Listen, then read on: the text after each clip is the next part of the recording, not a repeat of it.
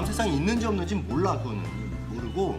근데 이제 예를 들어서 뭐 과학적으로 봤을 때 우리 미래가 존재하느냐? 존재해야 안 해?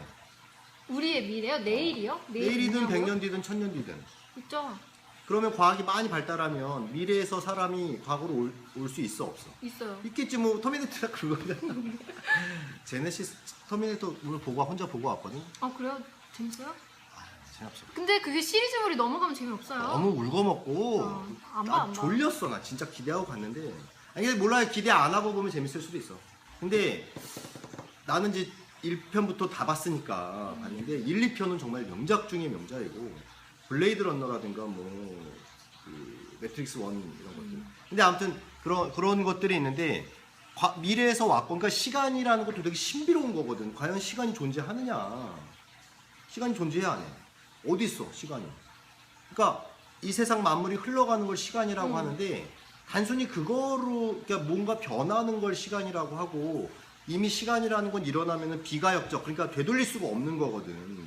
근데 과학자들이 그 신이 아니라 과학자들이 그 비가역적인 사건들, 타임머신이 과연 존재 가능한 거냐? 그래서 과거로 가는 것도 가능하다고 이야기하거든. 근데 문제가 뭐냐면 과거로 가게 되면 미래가 바뀌어 버리잖아. 내가 어떤 네. 그래서 그거를 해결하기 위해서 그게 이제 잠깐만. 근데 영화에서는 내가 만약에 과거에 그렇게 했어야 됐어요 해서 이거를 변경시키면 다른 게 쪼자작 변경돼서 결국에는 다시 똑같이 되지 않아요? 그 영화니까 그렇고 그래서 이제 그런 그럼 그렇다 치고 그래서 이제 그 무슨 역설 무슨 패러독스라고 그러는데 어떤 사람 나쁜 놈이 과거로 가가지고 자기 할머니를 죽였어. 그럼 난 태어날 수 있어 없어? 없어요. 말이 안 되니까 모순점이 생기는 거야.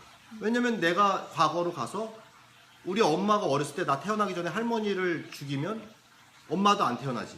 그럼 나도 태어날 수가 없어요. 그러면 나는 할머니를 죽일 수가 없어 결국에. 왜냐면 내가 할머니를 이렇게 죽이게 되면은 미래에서 내가 안 태어났기 때문에 미래에 내가 나를 할머니를 죽이러는 이게 이제 그 타임 패러독스인가 무슨 역설이에요. 그래서 과학자들이 이야기한 게 평행우주다. 라는 걸 이제 주장을 하게 되는 거지. 그게 뭐 가설이기 때문에 이걸 뭐 이론까지는 아니고 근데 다양하게 생각해 볼 수가 있다는 거죠. 어쨌든 시간에 대해서만도 차원에 대해서도 마찬가지고 우리가 우리 두뇌로 인지할 수 있는 일단 시각만 하더라도 빨주노초 하나 이 인에서만 시각으로 감지를 하지 적외선이나 자외선만 가도 기계를 가지고 봐야 되는 거고 기계를 가지고도 못 보는 수많은 것들이 있어요. 뭐 저기 흑수입자 같은 경우도 그렇지. 이제 실험을 통해서 검출을 해가지고 이제 알게 되는 건데 흑수입자를.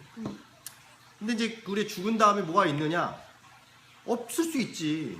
근데 죽은 다음에 있을 수도 있는 거예요. 만약에 우리가 죽었는데 우리 데이터들이 어디로 가가지고 이렇게 뭐 우리가 카톡을 날렸는데 어디 와이파이 이렇게 있다가 다시 새로운 전원이 켜지면 불교에서 이제 영혼이 들어간다 뭐 이런 식인 거지. 그러니까 우리가 말로 이제 우리 지금의 과학 수준에서는 영혼이라고 표현할 수 있는데 나중에 정말 만약에 과학이 발달하면 어떤 데이터일 수도 있는 거지. 뭐 아무튼 그런데 죽어서 없을 수도 있다 이거야. 그런데 다람쥐가 두려움이 없다? 그것도 말이 안 되는 소리인 게 다람쥐가 겁나 겁이 많아요. 무슨 먹고 자고 싸고 해. 이 모든 동물들이 진화하는 이유가 생존하기 위해서인데 엄청나게 두려움이 많아. 심지어 사자 호랑이도 두려움이 많아요. 근데 이제 제사를 안 지는 거예요. 신한테 빌진 않잖아요. 신한테 빈다는 게 더 완전해지는 거고 우리를 지켜달라는 거잖아. 네. 그래서 공생관계라는 게 그런 거거든. 서로가 서로를 지켜주기 위해서. 그러니까 어떻게 보면 네가 나의 신이고 내가 너의 신일 수 있는 게 신이란 무엇이냐? 완전하고 무한하고 영원한 거란 말이야. 그럼 진화를 왜 하는데? 동물들이 먹다 살다 죽을 건데 왜 진화를 하는데? 살아남으려고 하고 그러면 죽을 건데 왜 번식을 하고 그리고 왜 자식을 위해서 부모가 대신 죽고 자식을 지키려고 새들이 그렇게 목숨을 걸고 먹이를 구하잖아. 왜 그러는데? 그러니까 본능이라는 거지. 그럼 그 본능 왜 생겼는데? 그리고 강신주 선생님이 생활이 편하신 모양인데 이 종교라는 건 부자들이나 돈 많은 사람들을 위한 종교가 아니에요. 일단은 불교는 깨달음을 추구하는 거야. 내면에 얼마나 그 무한한 깊이의 그런 것들이 두렵다니까. 알기가 무서워 되게. 나도 사실은 이렇게 여러 가지 생각을 하고 묵상을 하면서 정말 두려워진다고. 그러니까 그게 신이 있다거나 없다 그래서 신에게 더 귀의를 하는 부분일 수도 있지만 한편으로는 알고 싶지 않아 더 이상. 왜냐면 무서우니까. 어떤 진리에 접근한다는 거가 너무 무서워요. 아무 생각 없이 그냥 사람 만나고 살고 싶어 그냥. 그러고 살다 죽으면 끝나는 건데 그렇게 생각하면 편하지. 근데 우리 안에서 어떤 무한과 완전함을 추구하는 게 있어. 그리고 과학자들은 왜 미친 듯이 연구를 하는데 우주의 신비는 알아서 뭐하고. 궁금한. 왜 궁금한데? 이거 살다 죽지. 그리고 만약에 그리고 동물이 죽자고 사는데 어떤 애가 그런다? 저는 다시 태어나면 뭐 저렇게 철새처럼 하늘의 새들처럼 살래요. 살아봐. 그게 야 수천 킬로를 겁나게 날아가지고 배고파 죽겠는데 막 얼어봐 이러고 있는데 어서 오소리 달려들지 올무 걸리지 병 걸리지 물고기 먹고 체하지.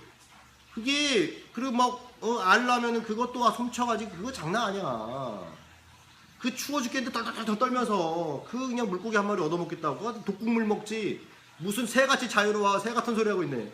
그 삶이 맞다는 거 아니에요, 당신들은? 어떻게 알아 그걸? 먹고 자고 싸고. 먹고 자고 싸고. 좋아. 그것만 하기 때문에 어떤 꿈을 생각할 수 없고 뭐 미래 이게 아니라 지금 현실에 집중할 수 있다. 아니 넌 그러고 싶어?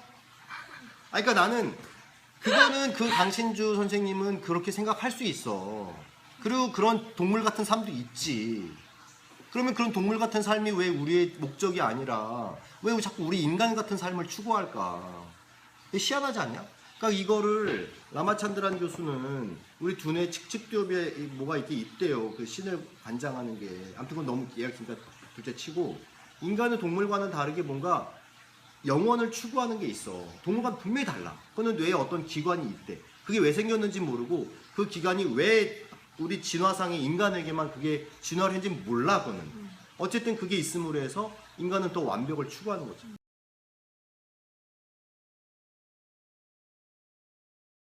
장례식장에 가면 거기서 신부님을 만났는데 신부님이랑 이렇게 술 마시면서 얘기를 하는 천국이 있는 나도 없을 수 있다고 생각을 해. 천국이 있는데. 천국이 있는데 왜 슬퍼하냐 이거예요. 신부님이 왜 슬퍼하냐고. 사람들이 왜 슬퍼하냐. 천국이 있는데 가면 더 좋은데 사람이 죽었으면 그런 천국 갔으니까 기뻐해야지 왜 슬퍼하냐. 기뻐하지. 왜냐면 우리 축일 자체가 성인들이 순교를 했을 때 사람들 전부 다 꽃을 뿌리고 그래서 축제를 즐겼어요. 그러니까 머리로는 천국에 가는 알지만 우리 감정이 우리가 서로가 서로의 기억 속에 살잖아. 그러면 그게 분리되는 거 아니야. 네. 아니 그건 인간의 본능이에요. 뭔가 슬픔이 느껴지는 거. 그렇지만은 그거를 기쁨으로 승화시키지 기도하면서 깨달음을 얻는 거지. 깨달음을 얻는 거고 깨달은 것도 없다 그러면 할 말 없고 그 다음에 이 강신주 선생님의 모순이 뭐냐면 그래 죽어서 아무것도 없어. 그럼 왜 슬퍼하는데? 똑같은 말이에요. 죽어서 아무것도 없어. 끝났어. 이제 슬퍼할 필요가 없어. 근데 왜 슬퍼하는데? 그리고 사랑하면 된다 그러는데 당신이 한번 돈 없어보고 우울증 걸려보고 한번 왕따 당해봐. 그딴 소리가 나오나. 지금 강신주 박사님은 여러 가지 삶의 체험을 통해서 굉장히 그 호르몬이 기쁨의 호르몬이 많은 상태인 건데 한번 늙고 병들고 어디 한번 진짜 굉장히 안 좋아져가지고 거동을 못하게 돼봐. 중풍병 걸리고 뭐 성경에 나오는 나병 걸리고 이래가지고 거기에 집중을 하면 안 된대요. 나머지 30%의 희망을 갖고 여기에 집중을 해야 돼요. 그게 그러니까 이런 사람들은 성당에나 나올 필요가 없어요. 왜 나와? 자기가 행복한데. 그러니까 그래서 그러면 그렇지 않은 사람들은 위로받고 싶잖아. 스스로 일어나야 된대요. 아니 중풍인데 어떻게 일어나?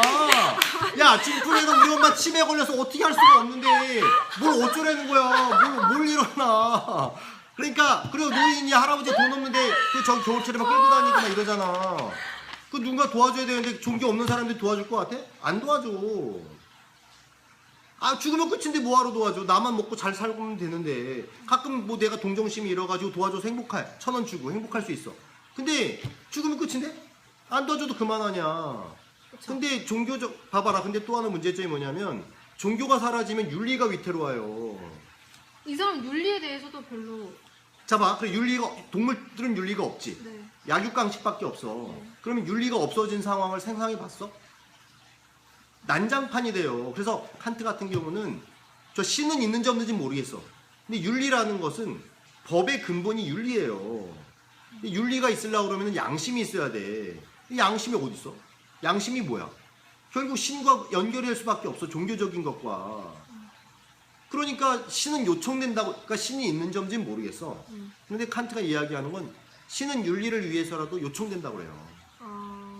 그러니까 이게 되게 좋은 책이긴 한데, 야, 너무 좀 이런 허점이 많다. 이거 재밌네요. 재밌네. 야, 그래.